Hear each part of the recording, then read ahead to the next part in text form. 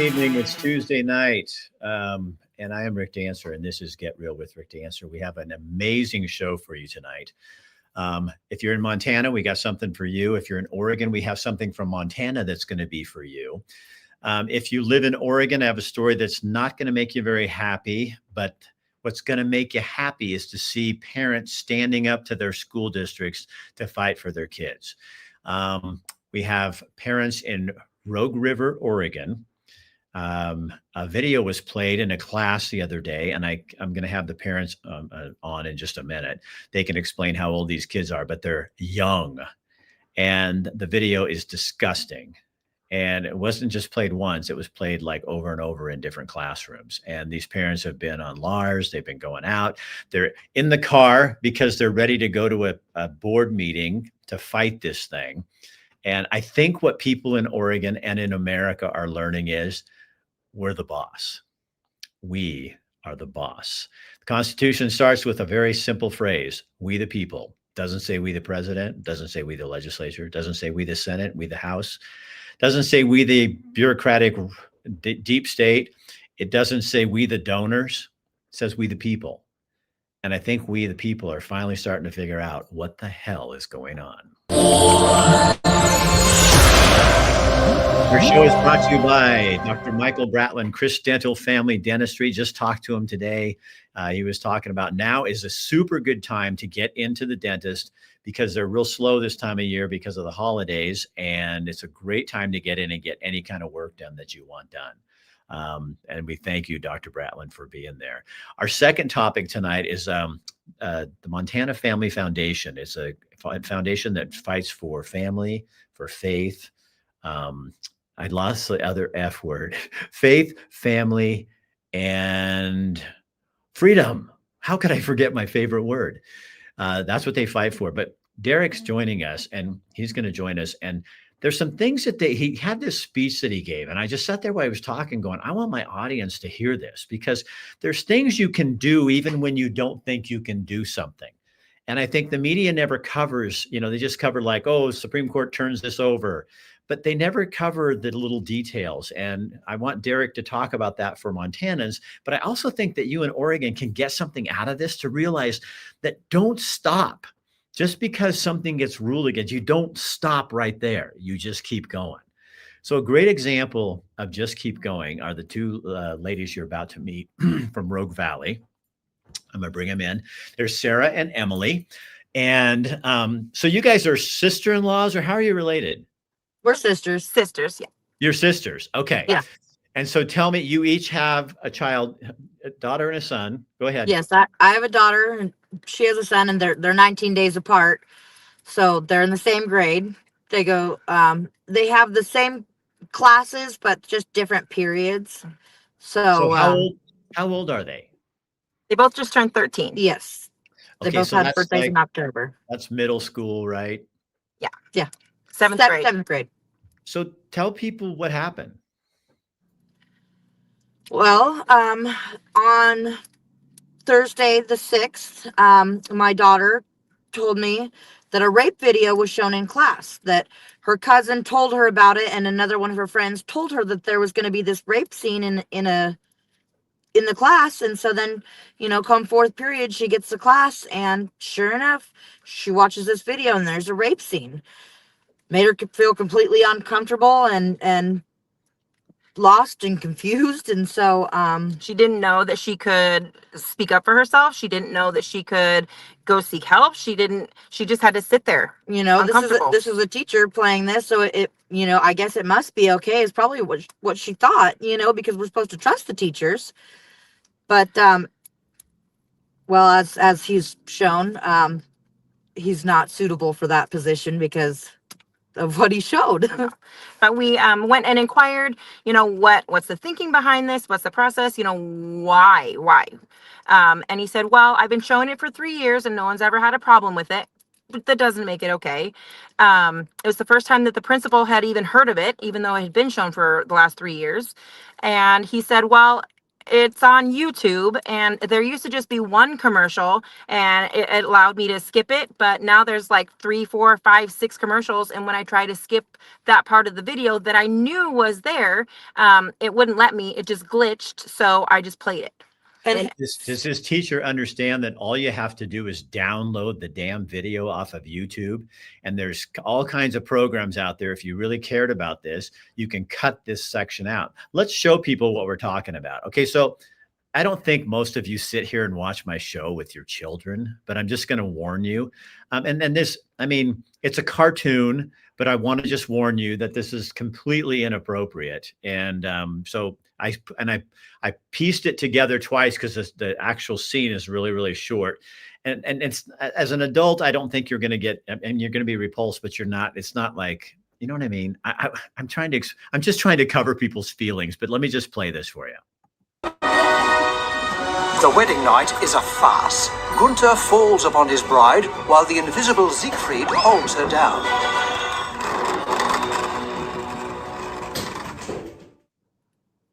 So what you have here is the guy. So the little, now watch the little green thing. So that's the ghost. And the guy's saying he's holding down the woman while this man on their wedding night has rapes her.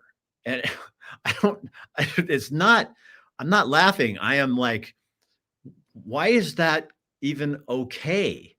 Yeah. And what are we trying to teach? What was the purpose of this? Well, if as a woman, I would be like appalled because this is like totally sexist, totally violence against women. I mean, isn't that throughout the whole movie, the whole thing total is about 50 minutes, and through the whole thing there's violence, excessive alcohol use, and the rape, and it's like, this is what we're showing our kids? Really? What was the point of the movie? Or the film that they're showing people? I don't understand. They were studying and introducing the barbaric tribes. The Germanic. We Germanic need to show that women were raped Yeah, and I understand and respect, like, there are, like, things happen in history and horrible things happen, but we don't need to animate it and show it to our 12-year-old kids. You come up with other ideas, like you show some of the weapons they use. You come up with anything. I mean, there is the whole internet, and the internet's pretty big. You find something else besides rape. And you're not, it's kind of to me, it's kind of glorifying the thing. It's not saying we should be telling our children this happened and it was a terrible thing, and it should never happen again, because you don't use power over another person, and I mean and it's so easy to edit this stuff. I do it every day. And the 8th graders in that class could have edited it for me. Right. And that's what I was saying too. Like, do we not have like a technology class? Like, while I don't want to pass this off to other kids to have to edit, but like, come on. We've got a teacher that teaches that class. Or have their own YouTube account so that there's no commercials. You went to the principal and tell us how that went. I went to the principal the very next day because I could not sit across the table and have a teacher-parent conference with him, because in my mind, he's just a weirdo. So I just couldn't do it. I couldn't sit across from him. So I went to the principal and the vice principal, and I showed them the video, and they were appalled, and they said that they would address it, and they did. They went and they got the video taken down, and they talked to him. And then later that day, I got a phone call, and he said that the computer had glitched, and so he wasn't able to skip the computer or skip the scene, and so that kind of frustrated me. Wouldn't you then you just don't play the damn video? If you don't have the ability to cut that out, what are you going to do? Go, okay, everybody go blah blah blah blah blah blah during the scene and cover your eyes. But he repeated it in every single class. And not once has there been any kind of accountability or anything at all. His when we had a meeting, so she talked to him Friday, and then we both went in and had a meeting with the principal, vice principal, and this teacher on Monday, and just asked some clarifying questions. You know, what can we do to prevent this in the future? Why was this shown? And he said, well, my teaching license gives me the freedom to choose anything I want from wherever I want and show it, so long as it's within the school parameters. And so I said, okay, you know, what are those parameters? I said, you know, this was a video. Was there not a permission slip that was needed? No. And they said no, because it's not a feature film with a rating. So in It's order a to rape scene. I know. Right. But because it doesn't have it's not a feature film with a rating of PG or over, they can get away with it. I'm like, but why? This is not okay. And he said, well, my teacher license allows me to do what I want. And that's a horrible excuse. So who does the teacher work for? Right. Us. Right. Yep. Well, and if this is being taught, is there not a committee or a board or somebody that looks at what the teachers are bringing in? Like, why is that not being looked at all? So you guys are going to go to the board meeting in like an hour or something, right? Yes. What is your, are you on the agenda, or are you just showing up as? So they have like the regular agenda, and they have like a good of the order at the end, where when you first get there, you can fill out like a comment card and put your name in the hat to be able to speak. Everyone gets 3 minutes each. And so we are trying to take their time. We're trying to get as many people there as we can and take all of your 3 minutes, even if you just stand there and, you know, take their time. Like, make them listen. I've got a speech going. She's got a speech going. We're just trying to bring awareness and get our community involved. She posted online on our local community page and on her personal page, and it's got thousands of views, because we want change for our kids, and that's why we're doing this. We don't just want it, you know, to start at the bottom. We start at the bottom. That's what we're doing, and getting rid of this, and then it needs to go further. It needs, you know, whoever is involved in this or lack of involvement in this, they need to be accountable. and we need You some know? change. Does it make you kind of, I mean, as a parent, does it make you kind of feel like maybe I need to go through some of your other curriculum? Yes, 100%. Yep. And speaking of that, I mean, there was literally another incident today with the same teacher, and it was just a slideshow, and it was something that I wish we had sent it to you, but it just happened. He slipped it in. Yep. And my son texted me and said, Mom, he just showed us another really inappropriate torture devices. Yeah, torture devices, chastity belts, Yep. and like really graphic stuff. What class is this? American history? It's social studies. Social studies. Yep. And so I pulled my daughter out of the class. While this is under investigation, I pulled her out. So my daughter had to sit in a classroom today by herself and watch this slideshow with no explanation, no content, no nothing. Context. She just looked at this picture of all these torture devices, you know, and there's not another word on the slide. It's just, you know, talking about churches, pictures of clergy, and all of these other examples. And then the next slide is this, and just out of nowhere. And it's wild. So we have this district kind of has a history of this kind of stuff and of letting it slide. So a couple years ago, a teacher was just convicted this year. He got 4 years for raping a student for 3 years. And then in 2018, another teacher did the same thing. They allowed a student to staple tampons up on the art wall. Bloody tampons up on the art wall for an art show, and said, you know, that's art. And we were like, well, it's, you know, there's no standards for these kids. There's no boundaries. So, do you guys know where Oregon falls in when it comes to all 50 states in terms of education and quality of education? Do you know where they fall? We're not high on the list. I'm sure I'll tell you. it depends on which one you look at, but the worst one, you're number 48. And Oh, just yeah. for our viewers who don't understand that, there's only 50 states. So you're 2 tiers from the bottom, Yep. and you That's spend bad. more on education than most states do. It's something like $8,000 or $9,000 a student. Yeah. So you're spending more money on education. You're not obviously getting them educated. And Rogue River is like a little rural Oregon town. I mean, how many people live in your town? 2000. Yeah. So in like the junior high, so we both graduated from here. There was like maybe 65 kids in my graduating class. I think I had 73. Yeah. So why is this so important to you?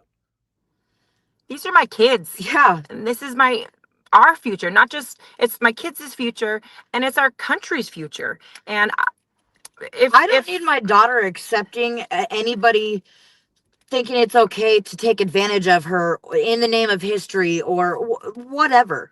It's not okay. And we've kind of gone through a time where, everything's being accepted and everything's okay. And everybody you can be this or you can be that. And people have gotten complacent, and I don't want my kids thinking that stuff's okay. I want them to know what's right and wrong. I want them to know it's okay to speak up and to stand up. Wrong. And this is wrong. And even if it makes people uncomfortable, it's okay to say this is not all right. And that's exactly what I tell my kids. It's okay to not have everybody on your side. As long as you're doing what's right, it's okay.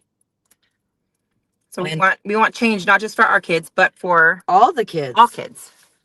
I don't want to see anybody's kid get hurt or exposed. Wait, they've already been exposed. What? I said they've already been exposed to all of this from the teacher, the person they're supposed to trust. You guys are you're like a badasses, aren't you? We're trying. we're just angry moms. We're just angry moms. Well, you're like mama bears, and it's like somebody's messing with your cub, and you're going, Oh yeah. Oh yeah. Yep. And we're trying to follow their protocols and do things, chain of command and do things the right way. And we're already feeling they're kind of trying to give us the runaround, and they're trying to sweep it under the rug. They have done a good job of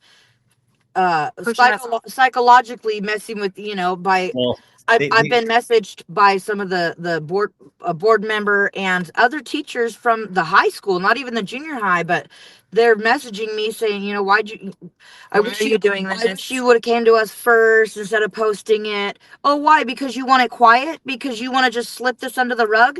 No. This is weird sexual stuff in our schools, and I'm not putting up with it, and I won't be quiet about it. Oh, there probably a month ago, 6 weeks ago in Springfield at one of their schools, one of the teachers went out across the street and bared her breasts and had no fascist on it. And so she's standing outside while people are driving up to the school to release their kids. And here this is. And, this parent called me, and in the end, I don't think anything even got done about it, because I think people are so numb and used to this kind of stuff going on. And you think, what can I do about it? But if it's your kids, I think there's a hell of a lot you can do about it. Yes. And always remember that these people work for you. You're the ones, the taxpayers, paying for them to be able to work there. And they don't get to decide on stuff. The way it's supposed to work is a school board is supposed to do what the parents want, not what the teachers want. The teachers are employees. And the school board is elected by you to do what you tell them to do as a community. Here's a little tip for you. When you get to that meeting tonight, I would go up to the board and ask and make sure that all of you get to speak. Because if they see a whole bunch of people show up, they may start limiting you to 1 minute or 30 seconds or something like that, or say only 3 people can speak. So you might want to check with them first, so you're not having everybody sit. Well, you should sit through that meeting. But just a little tip. It happens. I've seen it happen. And, I've been warned about that they're probably going to try to push us off and make us wait in hopes that people will have other stuff to do and leave because it's the last half an hour, and they may not let us speak. And you know what? That not speaking speaks Says very everything. loud. Speaks very loud. Limiting us on what we can say speaks very loud. And that just gives me a whole nother month to work on getting more parents along with us on Well, this yeah, mission. How are Maybe at the other next parents? board How meeting. are other parents receiving this? I mean, in terms of reaction. I posted the video, and mind you, I've only posted via Facebook. I have reached out to some of the news channels, but that Facebook is the only my only form of communication through, to the outside world. And so I have got a lot of messages through that, and I have messaged people, and I have taken the time to do emails and write people, and yeah, but they're not receiving it well. They are mad. They're appalled, and they are standing up. They nobody wants to lead the charge anymore. And I understand that. We don't want to hurt anyone's feelings. We don't want to be made to feel uncomfortable, but I'm over that. I'm over it. So if I need to be driving the bandwagon, hop on, come on with us. And if that's how we can help make change, is to be that foot in the door, then absolutely we're going to be that. But yeah, people are not okay. People are, have commented. We've had so many people let us know, hey, I can or can't come to the meeting, but I went to the district office and I turned in a formal complaint form. Like, people that don't have their kids used to go there and have graduated.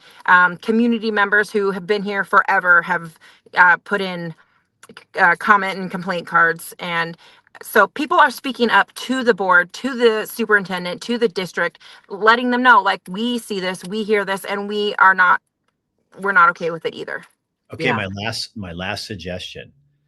You have the best place to have the most powerful position in a community is to be on the school board. You guys should run against these school board members and get them out of there. If they don't listen to you and they're not going to pay attention, you both go in there and run for school board. And that is how you change the school. I am not kidding you. I know, absolutely. Be a powerhouse. And you go in there and you say, no, we're doing this for our kids, and they need more parents like you on this. well, and that So that's where your power lies. This is all good. I'm not saying this is bad. This is the beginning and the speaking up part. But if people knew by being on city councils, nobody's going, oh, U.S. Senator. You have so much more power as a school board member or a city councilor or a county commissioner, even the planning commission. Those are positions where you're in there and you can make change and stuff like this, because you get these people in there and they lose touch with what they're really supposed to be doing, which is educating our kids. So they get so wrapped up in the politics. I'll put you on. You guys, if you run for school board, I'll definitely have you on the podcast. Sweet. Awesome. We'll be back then. Okay. All right. You two. So good luck tonight, and be you. nice, be kind. I know you will, Sarah. I read your letter. Never go at people and attack them, because people don't listen. You want them to listen. People never listen if you attack. So go in and just give them what you're talking about, but do not back down. And Rogue River will never look the same. Well, thank you so much for your time. Thank you. Yes, we appreciate you very much, and thank you very much. Okay, share this on your page and let all your friends, know, and scatter it out there to other communities so people know what you're talking about. Okay. Absolutely. All right. Thanks, you Thank guys. you. Good Have a luck good one. tonight. Okay, did you guys just see that? That's an example of what all of you should be doing. You do not sit silent. You do not let people do this to your children.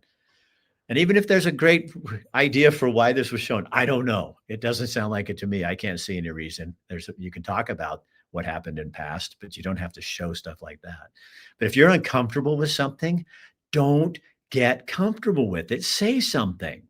That's what I tell you. That I'd love to. I think I'm going to clip that thing up. That is a perfect example of what we as Americans, we as Montanans, we as Oregonians, Idahoans, Washingtonians, we should all be doing that, is allowing ourselves to get angry enough that we go do something about it, And do you see how kind they were about talking about the principal? And they didn't bring up the teacher's name. I mean, that's how you do it. Grace, total grace. And that is powerful. Oh, I love that. Derek, what do you think of that? Well, the first thought that came to my mind, Rick, is get your kids out. Get your kids out of that school. and we're seeing this not just in small towns in Oregon. We're seeing this in small towns in Montana. We're seeing this in big cities. This is happening everywhere. And you said something about, aren't these people supposed to be educating our kids? They are. But for what purpose? What purpose do they have behind what they're trying to teach? So as a Christian, I believe that the purpose of education is to know God and to glorify him. It's that simple. That's not the purpose behind public education and the public education system. It's just not. It's a completely different purpose. It's long and short of it is to make little good worker bees in an industrialized society. So they're used to clocking in at the start of the day and clocking out at the end. But it's not to glorify God. It's not to know God. That's not the purpose of education. And so I would just encourage, those two mothers, and I think it's wonderful and courageous that they're bringing attention to this. But this is unfortunately a very common story. And the other thing that it brought to mind is that we recently on our podcast had a guest on named Finley Warden. He went to the Teachers Union conference here in Montana, and like every state, they have teacher in service days, and they let the teachers out to go to these conferences, and they're teaching them the newest and best ways to teach. Well, one of the things that they're teaching teachers is to play dumb, to play coy, to blame certain things on computer glitches, like we just heard, and say, well, I don't know how that happened. I don't know why that was shown to the kids. We had recorded evidence of folks from the National Teachers Union. So on high, the National Teachers Union flown into Montana, instructing teachers that if they're getting pushback from parents about DEI or critical race theory or any of the stuff that they are trying to educate our kids on and push this agenda on our kids, if they get any pushback from parents, just play dumb, lie. Yeah. We broke a story here in Oregon. There was a poster of these rainbow clubs for trans kids, and they I put the poster up and just said, does anybody know more about this? And we had 100,000 people view that. And what I found out from sources is that the teachers at this school district have been informed that if people ask about it, just play dumb. Say you don't know. And and these clubs, interestingly enough, a parent wrote me and said, if you're in this rainbow trans club, they get to go on field trips, but the budgets are so tight that the regular students who aren't in those groups don't get to go on field trips. So you get rewarded for saying that you're trans because you get to go to a class. So is that authentic, or is that just a bunch of bullshit? You know what I mean? I think it all comes down to the purpose of education, and that purpose is being carried out in the public school system. I mean, it's just a completely different purpose than I think most parents think school has. And it's unfortunate. Don't you think COVID kind of opened our eyes a little bit? Because I think it did. I think it was a catalyst for a lot of change. I think you saw many families reconsider schooling options when they saw what their kids were actually doing in school, and it was far different than what they did a couple decades ago. It's eye-opening, to say the least. And it's pushed in every subject area. If you think that you can't introduce DEI or CRT in math class, think again. I mean, it's all over the place. It's not just in social studies. So Derek, tell people, I'm so, this is, God's kind of funny, isn't he? He provides this and then you for this show, because it's all kind of what you do. But tell people, Montana Family Foundation, what do you guys do, and kind of how does this work? Yeah, no, I am thrilled to be on the show. Thanks for having me on again. Montana Family Foundation is, I love working for the Montana Family Foundation because it's everything that I believe in. It's faith, family, and freedom. You got all the F words. But, we advocate for life, religious liberty, marriage and freedom, marriage and family, and then school choice options. here in the state of Montana. And so we do that through lobbying our legislature. We also do that through litigation in the courts. So I'm the chief legal counsel. So I do both. I wear both hats. During the legislative session in Montana, which is every other year. We're not a full-time legislature like some other states. We lobby up at the Capitol. We're there every single day. And then in the off season, or what I call lawsuit season, we're defending those laws in court, and we're challenging bad laws as well. And so I think, that's one of the reasons you brought me on, was to talk about, I guess, give you some of the backstory in Montana. So set the stage for your audience. Montana has a Republican governor, has a Republican-controlled legislature in both the House and the Senate. And so that's the closest connection you have to the will of the people. And we've advanced some very pro-family, pro-life, pro-marriage statutes. They've been signed by the governor. And then they get challenged in court. Our judiciary. We have a very liberal Supreme Court. We do. We have a very, very progressive judiciary in general. I'd say both at the district court level and at the state Supreme Court level. And no, I think over time we will see that change, but it's slower going in Montana because we have nonpartisan judicial elections. But that's a whole separate issue. I don't want to get drugged down that. Back in 2023, Montana, like many other states, there were actually about 26 other states, passed a law to prohibit transgender experiments on children. Just that's what they are. So this is things like puberty blockers, cross-sex hormones, or just surgery to remove healthy body parts on anyone younger than 18. And Montana, like many states, passes laws to protect minors. We don't let minors smoke cigarettes. We don't let minors go into strip clubs. We don't let minors get tattoos. We don't let minors exercise the fundamental right to marry without their parents' consent. There's many laws that we pass to protect children from adult decisions with adult consequences. And this falls in line with that type of law. So we passed this law. It's signed by the governor in 2023. And it's a huge win. Like many other states, we passed this law. We're protecting kids from these irreversible surgeries, irreversible hormones.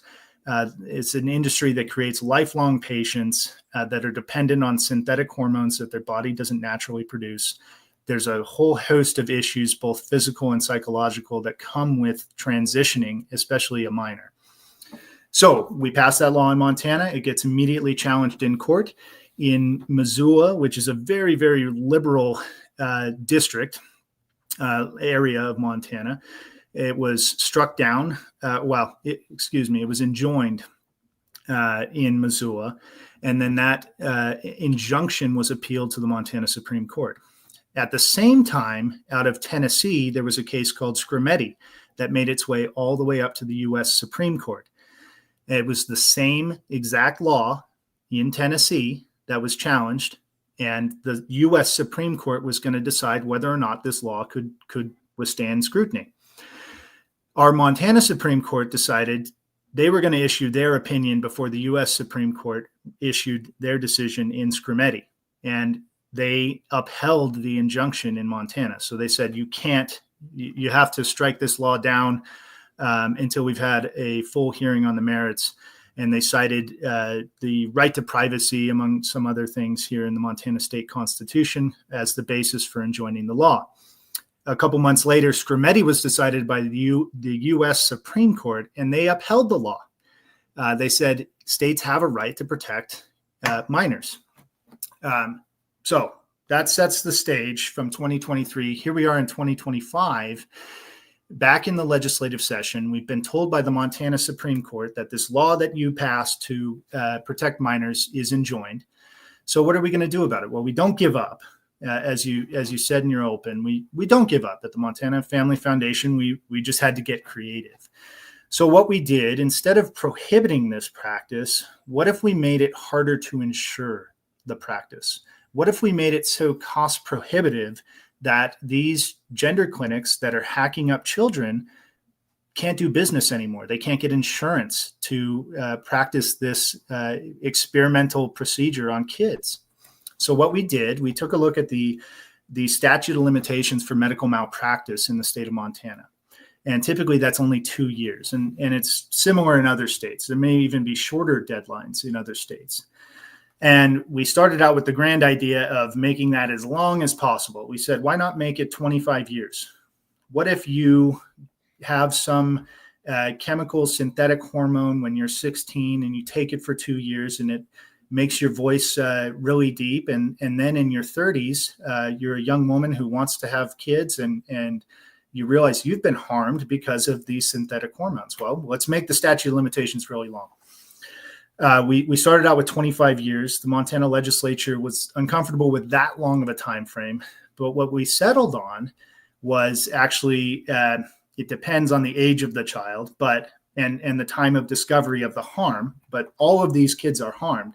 We essentially got a statute of limitations of almost 10 years. So from age of 18 all the way up until age 27, you can bring a lawsuit if you had a puberty blocker prescribed for gender dysphoria, or if you had some cross-sex hormone, or if you were mutilated through surgical intervention. You can bring a lawsuit against the provider who harmed you.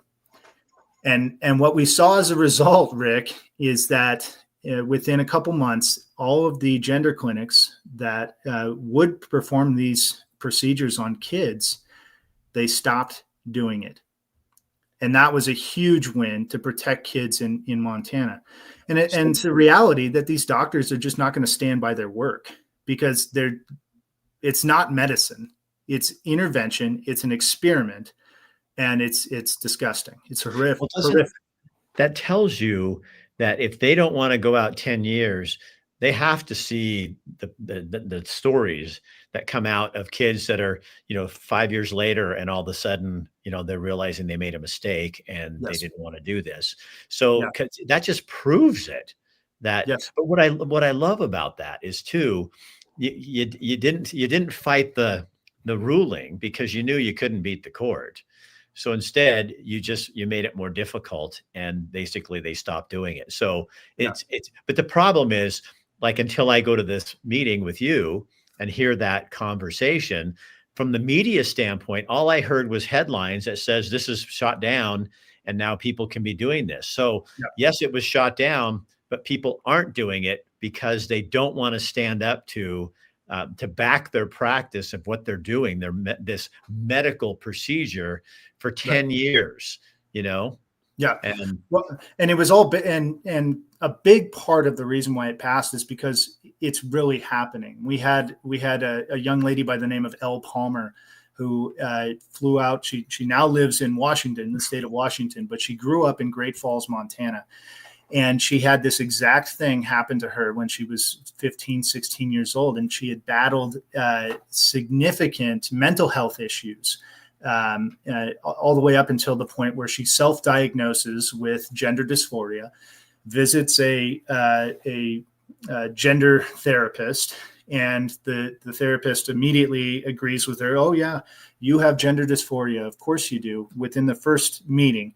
And then sends her over to Planned Parenthood. Planned Parenthood, she brings her mom along to the appointment, and they tell her, your mom doesn't have to come back to the appointment with you. And so, like most 16-year-olds who have been given some autonomy, they say, yeah, mom, you wait. And she goes back, and she's given a one-page sheet on maybe some side effects from taking testosterone. Well, 2 years later, after taking testosterone, she outgrows this idea, this notion that she's somehow a boy trapped in a girl's body, but she has an artificially deepened voice that she'll have for the rest of her life. It's irreversible. And she's very happy being a young woman. She loves being a woman. And through the process that, we call puberty, it just kind of naturally happened that she figured out, oh, I guess I was a woman the whole time. But it's sad. That's what the research shows too. If you look, yes, you dig into this, it shows that most of the kids with this gender dysphoria, whatever it is, yes, dysphoria, they grow out of it, and 90% plus desist. See, but why don't those numbers get? Because if you say that, even me saying it there, it was hard for me to say because I know people are going to go, "Oh, you can just grow out of something." I'm not saying if you're gay, you can grow out of being gay. I'm saying if you're you have dysphoria, you think you're a man and you think you're a woman, that's the one that you grow out of. And I think we need to separate this stuff, and we're damaging a generation of kids. Yeah, well, and I would argue a second generation as well. When you sterilize this generation, you're damaging that potential generation to come. And yes, I think the church needs to be prepared to welcome and embrace detransitioners. I can't tell you the amazing number of stories that I've seen from these detransitioners, and it takes so much more courage to detransition than it does to transition.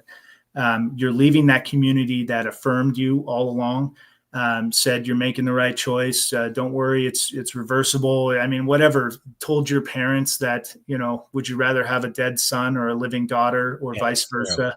I mean, it's horrific, the coerciveness of this ideology.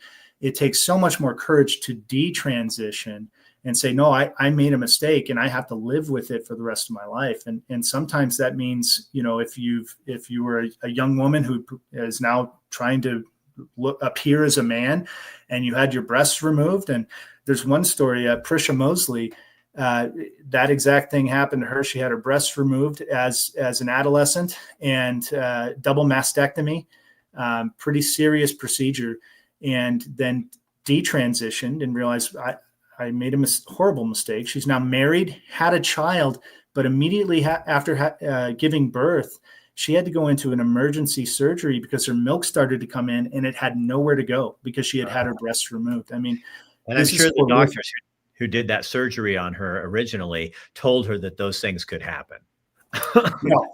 No, this is and if any of your audience is interested in looking at some of the WPATH leaks, this is the world. I forget the acronym, but it's basically the organization that's all about transgender health, and it's incredible the admissions in these leaks that these doctors are saying. I don't know how we give informed consent for this type of procedure to a 12-year-old or a 13-year-old. It just doesn't feel right, but I'll do it anyway.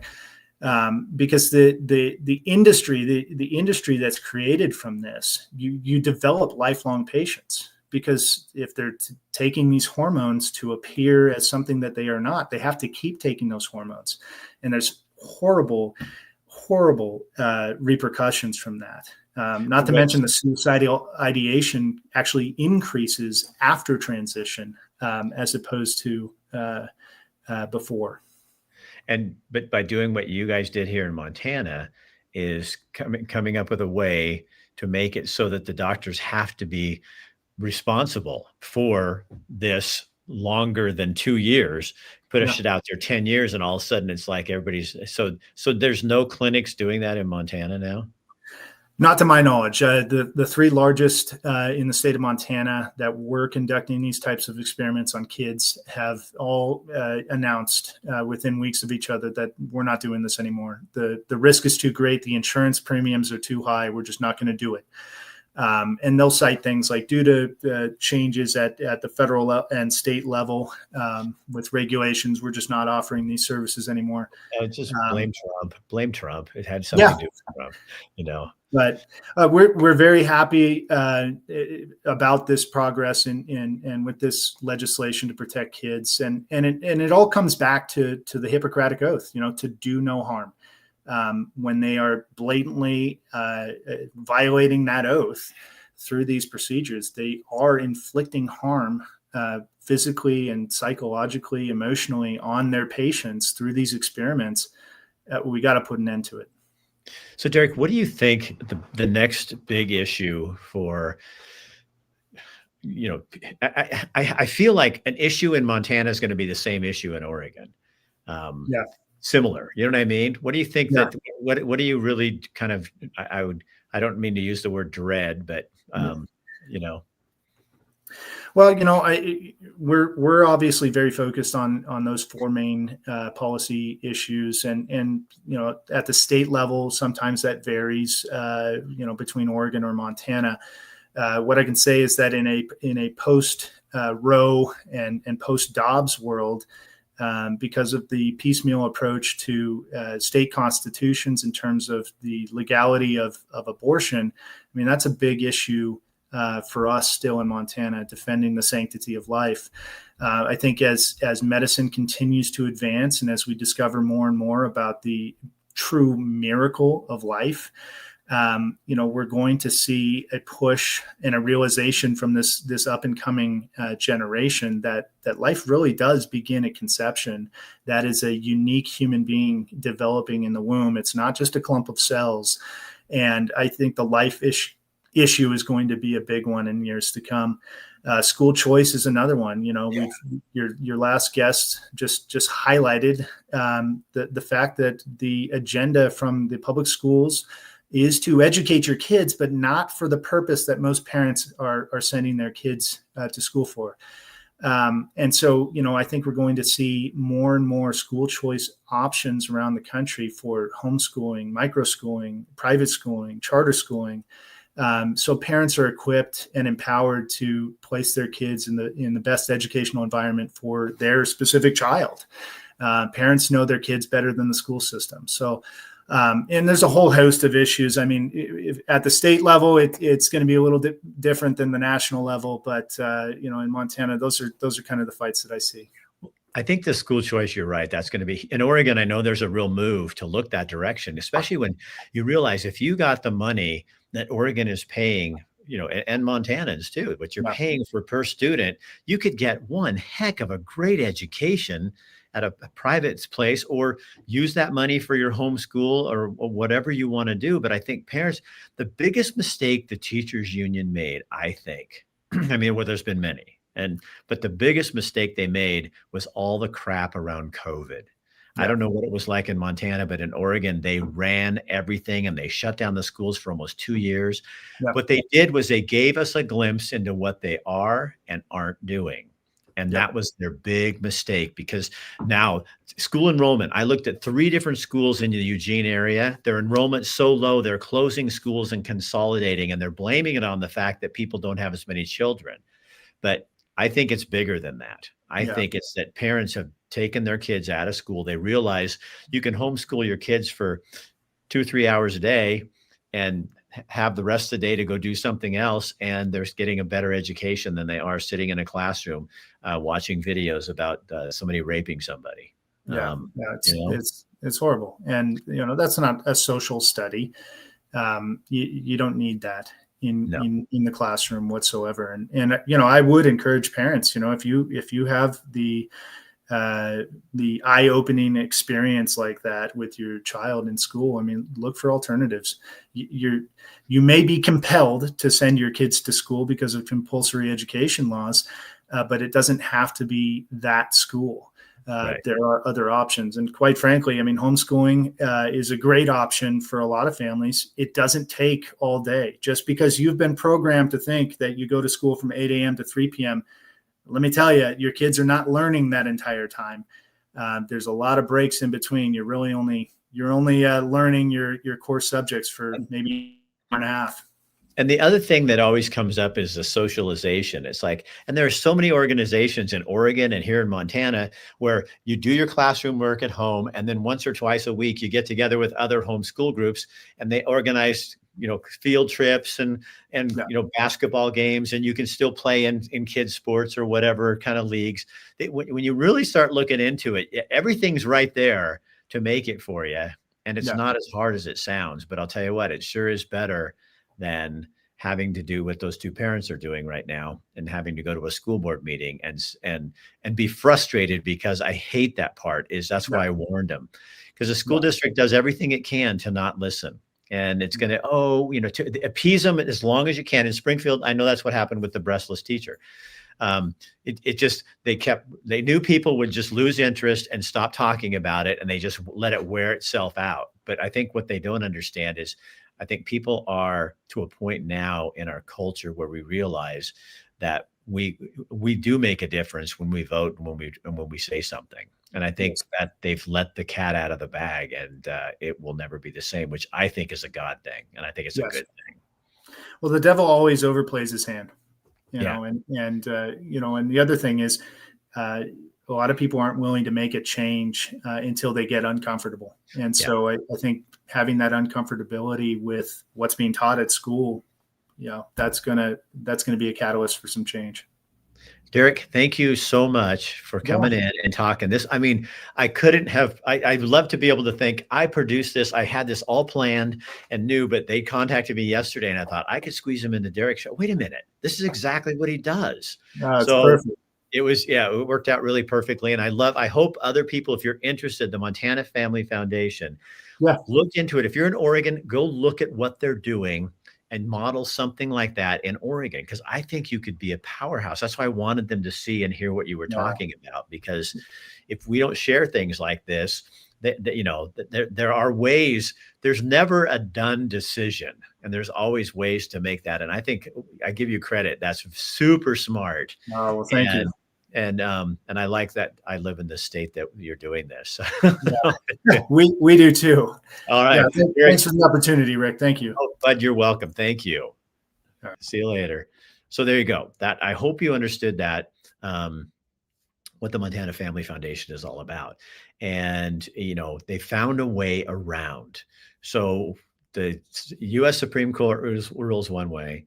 The Montana Supreme Court rules another way. Rather than continue to fight this, what they went in is changed the way that the timeline, and that people that have problems from these kind of surgeries can sue them, and that stopped the problem.